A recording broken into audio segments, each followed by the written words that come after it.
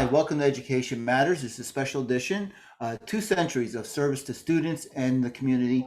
Talking to school board members who have served on their board for 35 or more years. In this episode, I have 2 board members who are over 40 years of service to their community. I have with me Dick Morris. Welcome, Dick. How are you? Welcome. Good, thank you. Okay, and I also have Jeff Fischer from Passaic County. How you doing, Ray and Dick? Good to have both of you. Before we get started, why don't we have you tell about the district? And both of you, currently Dick's on 2 boards of education, and I know Jeff has also been on 2 boards at one point. So Dick, why don't you go? Tell us a little bit about your district. Well, Alloway is a pre-K to 8th grade, one school district now, with about 300 students. Alloway is a rural community in Salem County, with a population probably slightly over 3,000. We're a sending district to the Woodstown-Paulsgrove Regional High School, which is Woodstown High School. The high school is about between 500 and 600 students. It hosts one of the academies that the Communications Academy, which is something that our county vocational school provides leadership to in some respects. Each of our high schools has one of the academies that's part of the vocational program. And we have a good ag program also at the Woodstown of two things that are special to us. And it's a pre-K to 12th grade school district.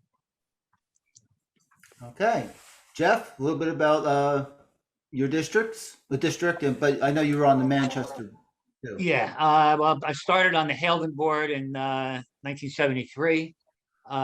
Spent 23 years on that board, and that's a K to 8, a pre-K to 8.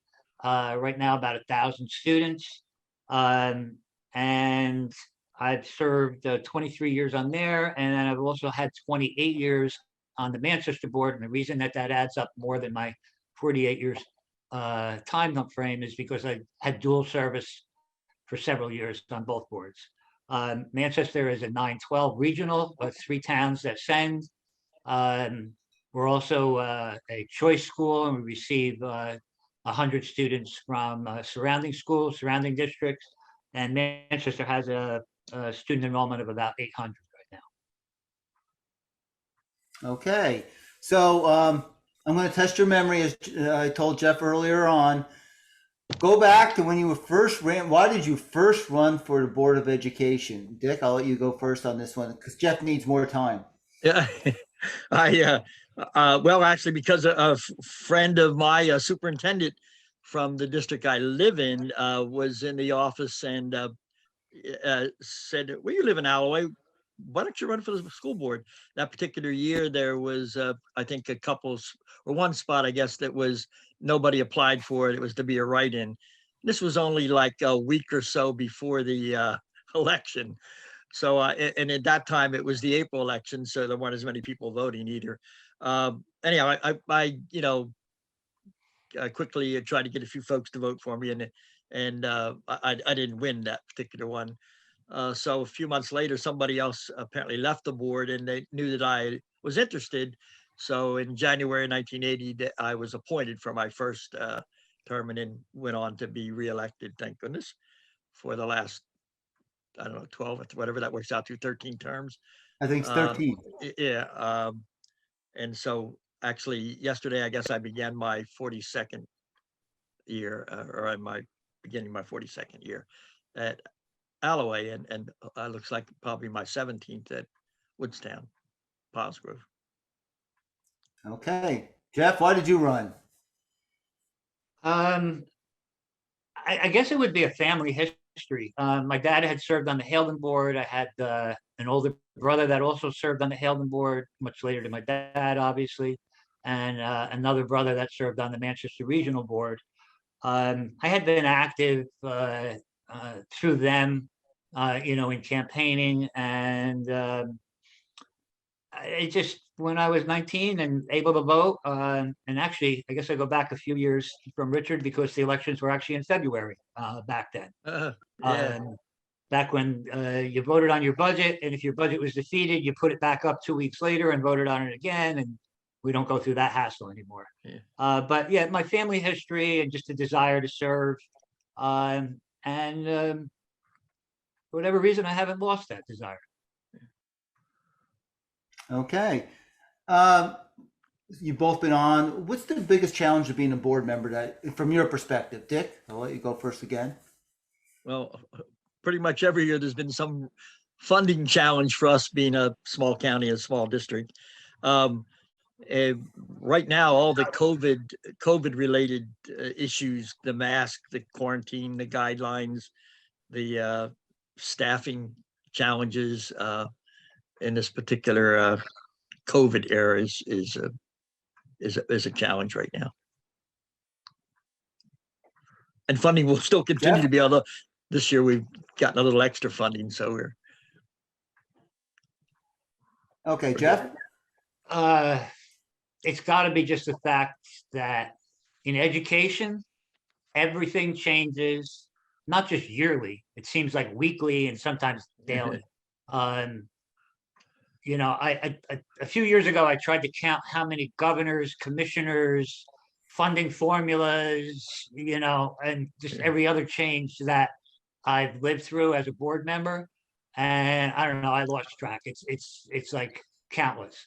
But it's just that, you know, every time you think you've got something under control, the state or the legislature, somebody throws something new at you. That's why school board is so important, school boards association, because without all of the literature, the updates, the emails, the training that we get from school boards association, we wouldn't be nearly prepared to handle this challenge. The other thing, you've probably served with a lot of board members over the years, and you probably can't even remember all of them at this point. But what makes an effective school board member? Jeff, I'll start with you on this one. I think the most important thing, the thing that I would tell them is when you come to a meeting, listen to the administration when they explain a program, a resolution, whatever it is that we're considering and voting on. And, you know, and question the administration. Again, new board members, I've sat with new board members where, and I'm probably jumping the gun on a question, but where, you know, it's like all I tell them is listen and ask questions, because when you ask questions, you're pushing the veteran board members, and I mean veteran, it could be 2 years, 5 years, you know, 50 years, to be able, and the administration to be able to explain to you why we're doing that. Dick, what about you? Yeah, I had certainly to be informed, to you know, to read as much as you can in terms of the stuff that, you know, is put out in board packets and stuff school boards puts out, and you know what's happening in your community, to listen to you know, the community, to the staff, to students, and have a willingness to be able to give the time to do that right. Remembering that, you know, we really represent the needs of the students, our staff, and our community, and, you know, taxpayers. So I think to read and to listen. I started off by telling you, remember back why you first ran for the board and went to the board. But you've made a conscious decision to stay on the board for, I guess Dick and I were saying 39 elections, and Jeff probably had, I don't know how many he had, because sometimes he had dual elections. Yeah. So you made a decision every year to run. What keeps you on it? What makes it exciting? And Dick, I'll start with you on this one. I grew up in scouting, which was a community service, big part of the program. And as a young person, you know, got involved in doing things that were helpful in the community. My father was involved in the community as a firefighter, and I tried that out, but that wasn't an area where I was very effective. And I wanted to do something, and was asked, as I said, back in the early days, to think about running. I was a teacher for my career, so I had an interest in education. So I did. My daughter came along, and she was a student in the school, and now I have a grandson in the school. So those kind of things have kept me interested and motivated to stay involved. What about you, Jeff? Well, it seems like Dick and I have a lot more than just our number of years on the board in common. I too was active in scouting and Eagle Scout, and then assistant club master and assistant scout master for many, many years. Still active in the program. And again, it's just the feeling of doing something for the community. I'm sure a lot of schools, a lot of school boards, you see the same thing. And I look at my school board sometimes, especially over the past all these number of years, and the same people that are sitting across the board table are the same people that are coaching softball or baseball or hockey with me. They're the same people that are scout leaders with me. They're the same people that are church leaders with me. And as Dick said, it's ingrained. It's a family thing. That the community service is important. It's a feeling that you're doing something right for the kids, and I think that's important. You both been on a long time. You must have seen. I mean, Jeff, you kind of alluded to something before about everyone should have a dictionary. Nowadays, it would be like a computer at home. What has been the biggest change? And Jeff, I'll start with you that you have seen over the years. I mean, there's probably so many, as you said before. There's something new every day. But I think for me, the biggest thing, and it's kind of been a negative thing, is the switch to November elections. While there's a strong positive in, what the intent was with that, they thought it would bring out more people. The board had the option to not have a vote on their budget. But I think what we've found locally over the years is that the November elections for school board members are fraught with some problems. Because there's so many candidates on the ballot and so many issues, we don't get the coverage in the press before the election that we did back when the elections were in February and April. Okay, Dick, what about you? I guess it's been there, but it just seems right now that the passionate response that's coming on several of the hot topics that we seem to be dealing with now, that people are like in one corner and there doesn't seem to be a lot of room for discussion or looking at the middle. And it's not just looking at our community because it's not drastic here, but as you watch the news and stuff related to school board meetings that are, making the news around the country, really. That's kind of sad in the sense that I like to think we can, listen to both sides and both sides can reach some kind of sensible conclusion. But right now, I think there's some pretty hot topics that's certainly a tougher challenge right now. And then I guess it's a plus and a minus, but the misinformation that's generated through social media, it can be a source of positive help, but so much misinformation is a challenge to deal with, I think. That's an interesting point. I hadn't thought about that one, but definitely. All right. You both serve on the board for a long time. You're the elder statesman on the board, and you kind of alluded to it. Do you think, and it doesn't have to be 40 plus years, it could be, in some boards, it could be 15 or 20 years or even 10 years. Do you think having a veteran board member who's been there through a number of years helps the whole board with some institutional knowledge or historical knowledge? Dick, what do you think? I think in any organization, it's good to have some historical perspective of where the organization or group has been. But by the same token, you don't want to be, well, that's the way we always did it kind of attitude, that we need to be open-minded to new ideas and other possible ways to solve things. And that's why I've always said to board members, in our case, in our area, it's mostly 9 members or 7 members. And so that's why there's 9 members or 7 members, because there should be several, thoughts and opinions brought to the table. What about you, Jeff? But I think another thing is the training of new board members.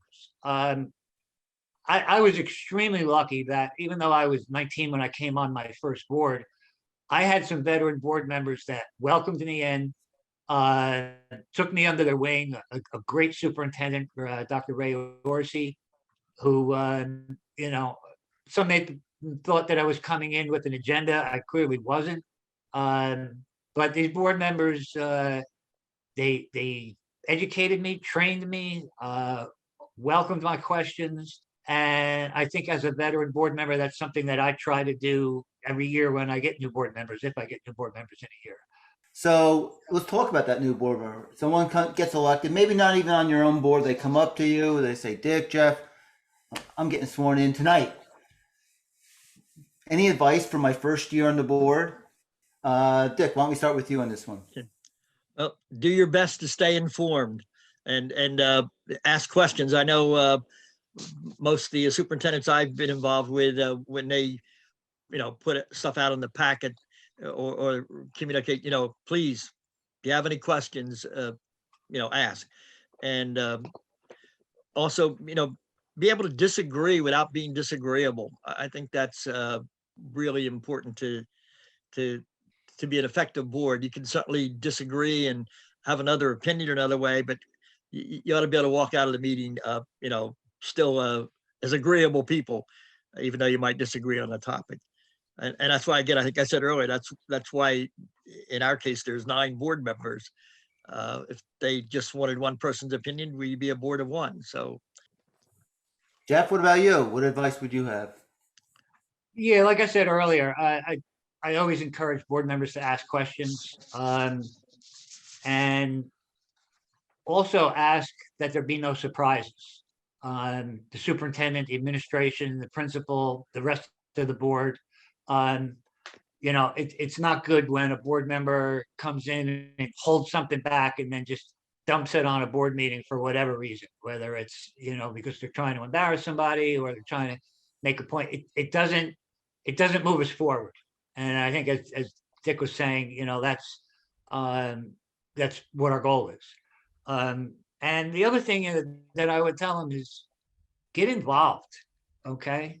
County association, NJSBA. There is so much, sometimes too much, we have to pick and choose what we, what comes our way in today's electronic world. But I like the fact that I had the opportunity to see all of that. So I encourage new board members, go to county meetings, whether it's virtual or in person. And as was mentioned, it's not always even just new board members on my board. Because of all my time at county meetings, I've got board members from other boards, some of them brand new, some of them been around a while, that either call me up or you text me, email me and ask me a question about, gee, how did you handle this? The last time it came up, on your board. And I think that's important. But yeah, ask questions, get involved, take as much training as you can, because it's NJSBA's training is some of the best in the country. I do want to thank you guys. You made a huge difference.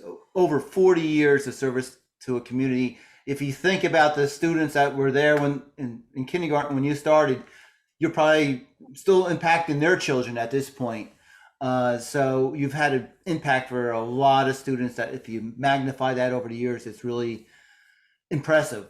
And it's something that should be commended. And on behalf of the NJSBA, I want to thank you for your service. To both of you have served 2 boards. That is tremendous. I want to thank the 2 of you again. I hope those viewing it, you enjoy the insights of these veteran board members and their commitment to their community and to the students who they put foremost. Thank you.